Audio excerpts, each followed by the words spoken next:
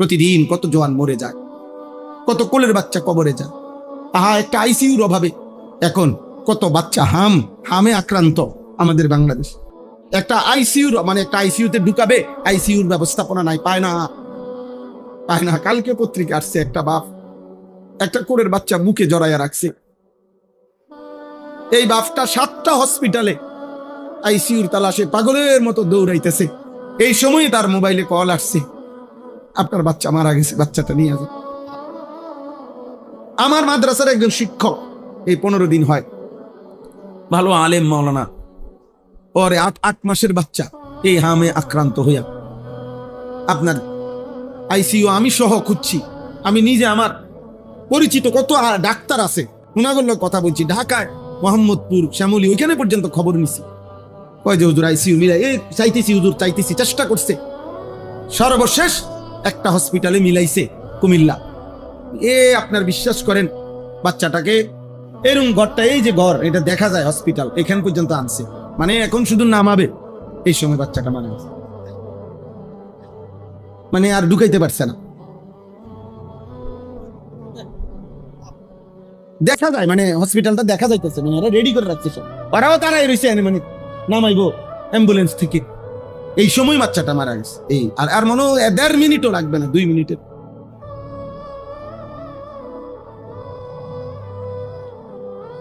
দোস্ত আমার, বন্ধু আমার, আল্লাহকে ছেড়ে দিলে লাভ কি? আল্লাহকে ভুলে গেলে লাভ কি? আল্লাহকে ভুলে পেলাম কি? নামাজ না পড়ে আমাদের জীবনের অর্জন কি? জিন্দেগির সব অর্জন তো আল্লাহর থেকে আসে, আর তিনি আমার জন্য নামাজ ফরজ করেছেন। বান্দা যখন একটা সেজদা দেয়, আল্লাহ তাআলা যেন, হাদিসে আছে, আকরাবু মা ইয়াকুনুল আবদু মির রাব্বিহি ওয়া হুয়া সাজিদ। আল্লাহ তাআলা বলেন, নবীজি বলেন, বান্দা যখন সেজদা দেয়, সে তখন আল্লাহর সবচেয়ে ঘনিষ্ঠ আপন হয়ে যায়। আমার শায়েখ আল্লামা মুফতি মুশতাকুন নবী কাসিমি হুজুর বলে, বান্দা যখন সেজদা দেয়, আল্লাহ তখন এরকম পিঠে, মাথায়, পিঠে হাত বুলায় দেয়। আল্লাহ যেন কুদরতি হাতগুলো আদর করে দেয়। মাশাআল্লাহ, নিস আমার সেজদা দিলা, আমি খুশি হলাম। হাদিসে আছে, বাবা তোমরা অনেক ছেলে বাপ, হাত জোড় করে বলি, আমরা ছবি তোলার জন্য হুড়াহুড়ি করো না, ধাক্কাধাক্কি করার কি দরকার? আব্বা কি হবে? যদি বলো তোমার কোনো ফায়দা হবে আখেরাতে, তো চলো তোমরা বলো, ছবি তো আমি একবার যতক্ষণ দরকার আমি দাঁড়ায় থাকবো, তুমি একজন করে আমার সাথে ছবি উঠাইও, কিন্তু আগে বলো আখেরাতের কি ফায়দা হবে, কবরের কি ফায়দা হবে, আগামী জীবনের তোমার কি ফায়দা হবে। যদি সেটা বলো, কোনো ফায়দা হবে ভাই? বলে না কোনো ফায়দা হবে? তাহলে যে সমস্ত মা বোন আছে বেপর্দা, যে সমস্ত মা বোন বেপর্দা, ওনাদেরকে বুঝান, পর্দাবিহীন নারীর কোনো ইজ্জত নেই। কোরআনের ভাষায়, দুনিয়ার ভাষায় সেটা দুনিয়ার হিসাব। আমরা কোরআন বুঝি, আমরা কোরআন মানি, আমরা রাসূলুল্লাহ সাল্লাল্লাহু আলাইহি সাল্লামের হাদিস মানি। আমাদের বক্তব্য কারো গায়ে লাগুক আর পিঠে লাগুক, আমরা কোরআন থেকেই বলতে হবে, রাসূলের হাদিস থেকেই বলতে হবে। হাদিসের মধ্যে আছে, আল্লাহ নবী সাল্লাল্লাহু আলাইহি সাল্লাম বলছেন, যে নারী বেপর্দা সে অভিশপ্ত নারী, ফাইন্নাহুন্না মালউনাত। স্পষ্ট হাদিস, নবীজি বলছে বেপর্দা নারী অভিশপ্ত নারী, অভিশপ্ত, মালউনাত, অভিশপ্ত নারী। আপনারা আপনাদের বোনদেরকে বুঝান। আমাদেরকে আল্লাহ তাআলা হায়াত দিয়েছেন, সৃষ্টি করেছেন, রিজিক দিচ্ছেন, দুনিয়ার সমস্ত প্রয়োজনীয় জিনিস সরবরাহ করছেন। আমাদের দায়িত্ব আল্লাহকে সেজদা করো, আমরা করব ইনশাআল্লাহ। বলতেছিলাম ওই হাদিসটা, নবীজি সাল্লাল্লাহু আলাইহি সাল্লাম বলেন, বান্দা যখন সেজদা করে, কি করে? আল্লাহ নবী বলেন, ইতাজালা শাইতানু ইয়াবকি, সাথে সাথে শয়তান ওই ব্যক্তির থেকে যে সেজদা করে, খোদার কসম নবী বলেন, শয়তান কাঁদতে কাঁদতে তার থেকে সরে পড়ে, সরে যায়, আর আলগা হয়ে যায়, তাকে ছেড়ে দেয়। আর কি বলে?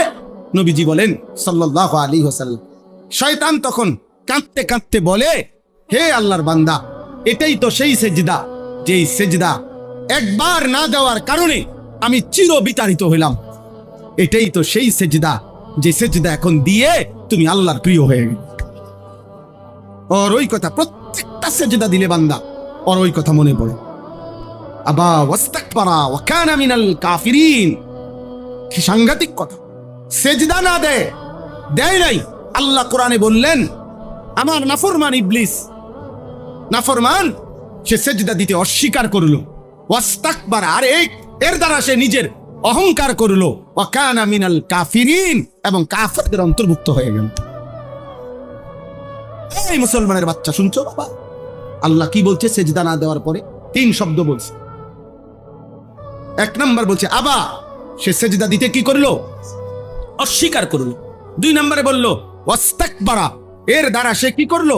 অহংকার করলো। 3 নম্বরে ওয়া কানা মিনাল কাফিরিন, আর এই নাফরমান কাফেরদের অন্তর্ভুক্ত হয়ে গেল। আল্লাহ তোমাদেরকে হেফাজত করেন, আল্লাহ তোমাদের হেফাজত করেন। সেজদা দিও, বাস ফিকির করো, ফিকির করো, ফজরের নামাজ পড়ো, আল্লাহ বরকত দেবে ইনশাআল্লাহ। নবীজি বলছেন, আল্লাহুম্মা বারিক লি উম্মতি ফি বুকুরিহা, আয় আল্লাহ ভোর বেলা আমার উম্মতের হায়াতের মধ্যে বরকত দিয়ে দেন। নবীজি দোয়া করছে। ভোরের সূর্য আর ভোরের আলো, ভোরের বাতাস মুনাফিক মুক্ত বাতাস। সুবহানাল্লাহ। ফজরের বাতাস মুনাফিক মুক্ত বাতাস। ফজরের ওয়াক্তে একমাত্র জেগে ওঠে মুমিন, ঘুমিয়ে থাকে মুনাফিক, ঘুমিয়ে থাকে কাফের, ঘুমিয়ে থাকে যত মুশরিক, ঘুমিয়ে থাকে যত মুরতাদ, ঘুমিয়ে থাকে যত নাস্তিক, ঘুমিয়ে থাকে যত বেঈমান। জেগে ওঠে শুধু কেবল কে? মুমিন। এজন্য ফজরের বাতাস, ভোরের বাতাস মুনাফিক মুক্ত বাতাস, শুধু মুমিনের নিঃশ্বাস ফজরের বাতাস। সুবহানাল্লাহ। এজন্য হাদিসে আছে, হযরত আব্দুল্লাহ ইবনে ওমর রাদিয়াল্লাহু তাআলা আনহুমা তিনি বলেন, নবীজির জামানায় আমরা যদি কাউকে ফজরের নামাজে মসজিদে অনুপস্থিত পেতাম, না দেখতাম, খোদার কসম তিনি বলেন আসানা বিহি জান, আমরা তার ব্যাপারে 2টি ধারণা করতাম, হয়তো লোকটি অসুস্থ, রোগাক্রান্ত, নয়তো মুনাফিক। হযরত উবাই ইবনে কাব, বিখ্যাত সাহাবী রাদিয়াল্লাহু তাআলা আনহু বলেন, নবীজি কারো ঈমানের ব্যাপারে সন্দেহ করিলে, মুনাফিক ভাবলে, খোদার কসম তিনি বলেন নবীজি তাকে ফজরের নামাজে তালাশ করতেন। কোন নামাজে? এবং ফজরের নামাজে জিজ্ঞেস করতেন, অমুক এসেছে, অমুক এসেছে। না পেলে নবীজি বলতেন, সাহাবী বলেন নবীজি তখন বলতেন যে শুনো, এশার নামাজ এবং ফজরের নামাজ জামাতে পড়া মুনাফিকের জন্য কঠিন। হায় হায়, কি ভয়ঙ্কর!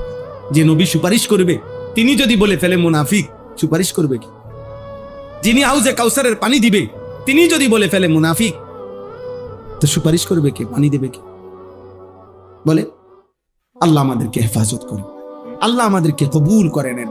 আজকের এই বজুরি খোলা ইত্তেহাদুল উম্মাহ ইসলামী সংগঠন, সাচার, কচুয়া, চাঁদপুর ওলামায়ে কেরাম বললেন আপনাদের কাছে, ওনারা ফিকির করছেন আপনাদের জন্য পুরা মহল্লার মধ্যে, মসজিদে মসজিদে ধারাবাহিক ইসলাহী মাহফিল করবে, আপনারা এতে সমর্থন করবেন, বলেন ইনশাআল্লাহ। নওজোয়ান ভাই, তোমরা যারা এলাকার, তোমরা নিজ উদ্যোগে ওলামায়ে কেরামের সাথে পরামর্শ করে তোমরা উৎসাহ দিবা যে হুজুর ইনশাআল্লাহ আপনারা দাওয়াত দেন, তোমরাই চেষ্টা করো, মুরব্বীদেরকে উৎসাহ পাইবে, তোমরা তারা দোয়া করে দিবে, প্রত্যেকেই সহযোগিতা করবেন। কেউ পারলে 100 টাকা দিবেন, কেউ পারলে 50 টাকা দিবেন, কেউ পারলে 500 টাকা দিয়েন, যে হুজুর আপনাদের এই ভালো কাজে আমি আমার পক্ষ থেকে 100টা টাকা দিলাম। দেখবেন 100 টাকা মিশে যাবে লাখ টাকার সাথে, আর যতদিন চলবে আপনার আমলনামায় সওয়াব আসতে থাকবে, নিঃসন্দেহে সওয়াব আসবে, সওয়াব আসবে, সওয়াব আসবে। আল্লাহ তাআলা সমস্ত ইবাদতের মধ্যে 2টা জিনিস মূলত চায়। এই আমার শেষ কথা, প্রত্যেক ইবাদতের মধ্যে আল্লাহর মূল চাওয়া 2টা, 1 বান্দার জবানে আল্লাহর জিকির, আল্লাহর নাম, 2 দিলের মধ্যে তাকওয়া, আল্লাহর ভয়, আল্লাহর ভালোবাসা। আল্লাহ দিল চায়, আল্লাহ জবান চায়। আল্লাহ জবানে শুনতে চায় নিজের নাম, আর আল্লাহ দিলে চায় তাকওয়া, আল্লাহর ভয়, আল্লাহর ভালোবাসা। এখানে কোরআনে আছে ওয়াল বুদনা জাআলনা, যেটা পড়ার জন্য আমি খুলছিলাম, এটা পড়েই তরজমা বলছি, শেষ। ওয়াল বুদনা জাআলনাহা লাকুম মিন শাআইরিল্লাহ। আল্লাহ বলেন কুরবানি আসতেছে, কুরবানির জন্য যত প্রাণী, গরু, ভেড়া, দুম্বা, বকরি, উট, মহিষ, আল্লাহ বলেন এগুলোকে কুরবানির জন্য উপযোগী, এটা আমি আল্লাহ এই সিদ্ধান্ত, এটাকে কুরবানির প্রাণী হিসাবে নির্ধারিত আমি আল্লাহ করেছি। কে করেছে? আল্লাহ করেছেন। আল্লাহ মিন শাআইরিল্লাহ, এবং কোরবানির জন্য নির্ধারণ করা প্রত্যেকটা প্রাণী আমি আল্লাহর নিদর্শন। সুবহানাল্লাহ। যে প্রাণীটা কোরবানির জন্য কিনা হয়, সিদ্ধান্ত হয়, গরু হোক, ছাগল হোক, ভেড়া হোক, দুম্বা হোক, বকরি হোক, উট হোক, এটা কার নিদর্শন? আল্লাহর নিদর্শন। এরপরে আল্লাহ বলেন লাকুম ফিহা খাইর।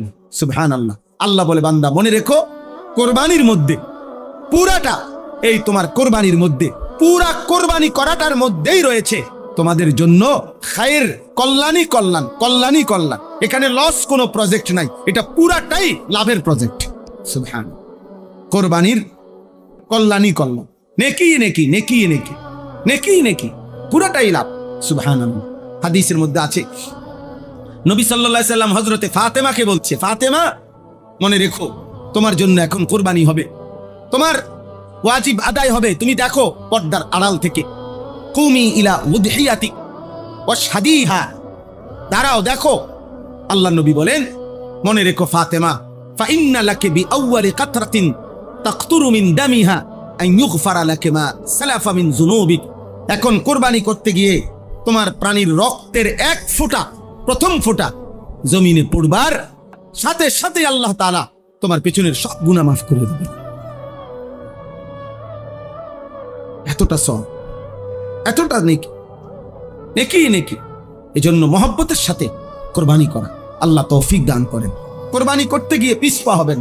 প্রত্যেক উপার্জনকারী, বিদেশে যেই ছেলে তার নামে কোরবানি দিবেন, দেশে যেই ছেলে চাকরি করে তার জন্য পৃথক কোরবানি দেন, গ্রামে যে ব্যবসা করে তার জন্য কোরবান, যারই উপার্জন আছে স্বাভাবিকভাবে ঈদের 3 দিন কমপক্ষে 1,79,000 বা 80,000 টাকা যার অতিরিক্ত জমা আছে, এমন প্রত্যেক সদস্যের উপরে কোরবানি ওয়াজিব।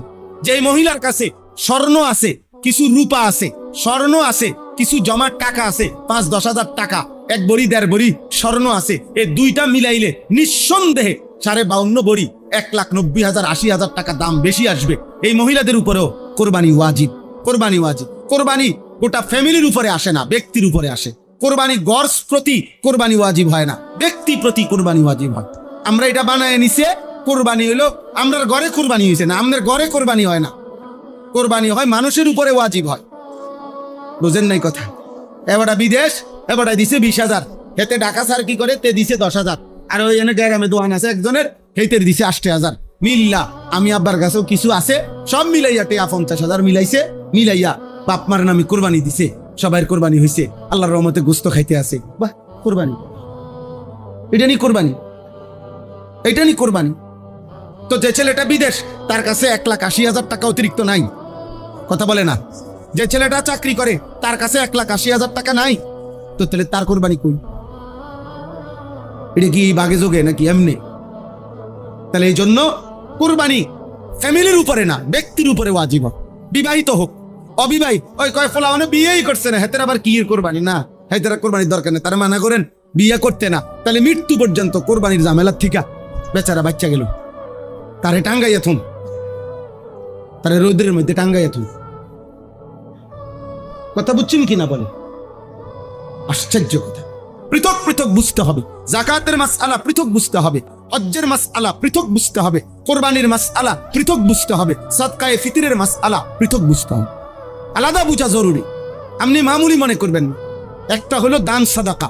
আপনি বলছি যে মাদ্রাসা, মসজিদের মাদ্রাসা সবাই দান করেন, তো কেউ 10 টাকা দিছেন, কেউ 100 টাকা দিছেন, এইটা হলো আপনার ইচ্ছার উপরে। কিন্তু হজ, কোরবানি, যাকাত, সাদাকাতুল ফিতর এটা আপনার ইচ্ছার উপরে না।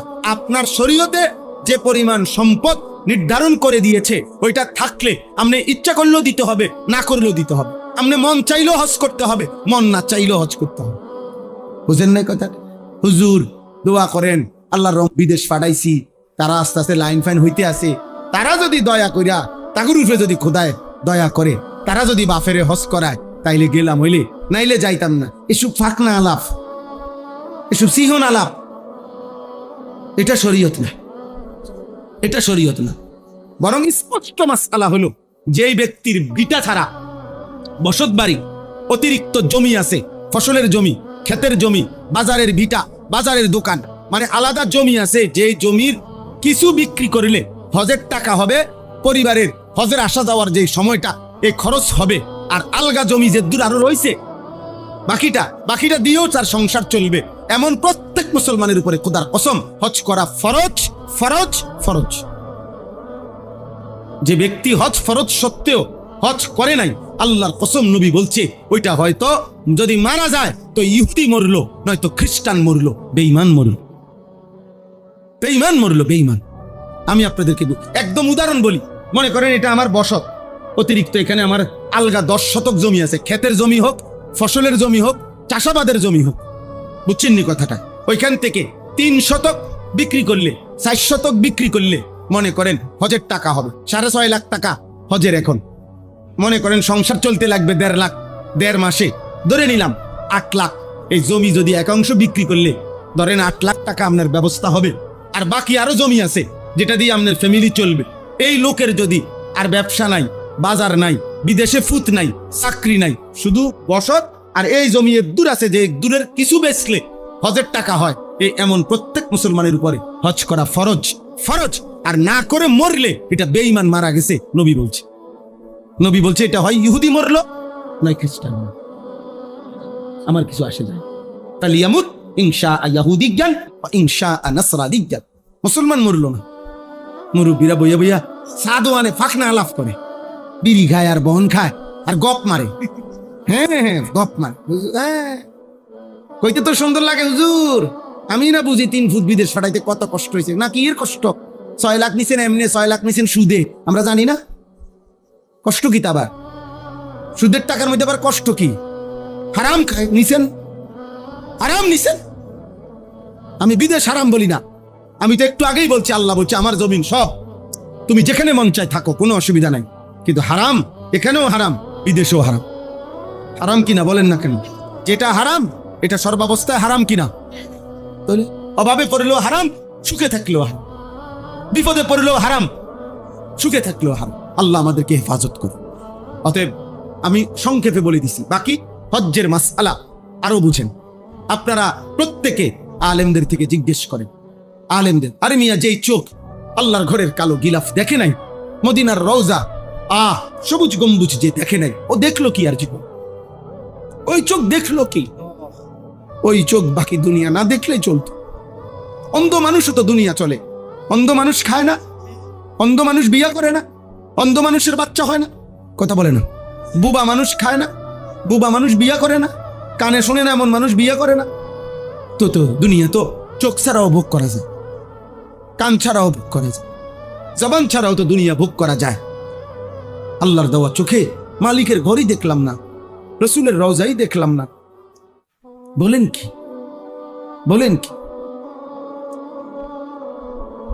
এর চাইতে বড় দুর্ভাগ্য আর কি হইতে পারে? এক সাহাবী, আমরা স্পষ্ট কিতাবে পড়ছি, আব্দুল্লাহ ইবনে যায়েদ ইবনে আব্দে রাব্বিহি, নবীজির একজন সাহাবী। নবীজি যেদিন ইন্তেকাল করছেন মদিনায়, সেদিন তিনি 2 হাত তুলে আল্লাহকে বলছিলেন, আল্লাহ এই চোখ দিয়ে যেহেতু নবীকে আর দেখবো না, এই চোখে আমি আর দেখতে চাই না। এই কান দিয়ে যেহেতু আমার নবীর কথা আর শুনবো না, এই কানে আর কিছুই শুনতে চাই না। স্পষ্ট কিতাবে আছে এই সাহাবী আর কোনোদিন মৃত্যু পর্যন্ত চোখেও দেখে নাই, কানেও শুনে নাই। নবীজির ইন্তেকালে আব্দুল্লাহ ইবনে যায়েদ ইবনে আব্দে রাব্বিহি, ইনি সেই সাহাবী যিনি স্বপ্নে আজান শুনছে, দেখছে। সর্বপ্রথম আজান যেই সাহাবী দেখছে, স্বপ্নে শিখাইছে ওনারে এই সাহাবী, এই আব্দুল্লাহ ইবনে যায়েদ ইবনে আব্দে রাব্বিহি। এই ইনি নবীজির ইন্তেকালের দিন আল্লাহরে বইলা চোখের দৃষ্টি নিয়ে সরাই, কানের শক্তি সরাই, লাগবে না আমরা, ওই চোখ আর লাগবে না, ওই কান লাগবে না, যে চোখ বন্ধুকে দেখবো না। আর আমরা বুড়া মানুষ, হায়াত শেষ হয়ে যাইতেছে, আজও মালিকের ঘরে যাওয়ার মহব্বত আসে। বইয়া শুধু নাতিগারে বিয়া করাইবো, নাতির ঘরের ফুতিরি বিয়া করাইবো, নাতিরে এই বইয়া ফালতু দুনিয়া। বুড়া মানুষ সোজা হইয়া গেছে, খাটে পড়ে গেছে, আমি চোখে দেখছি মিয়া।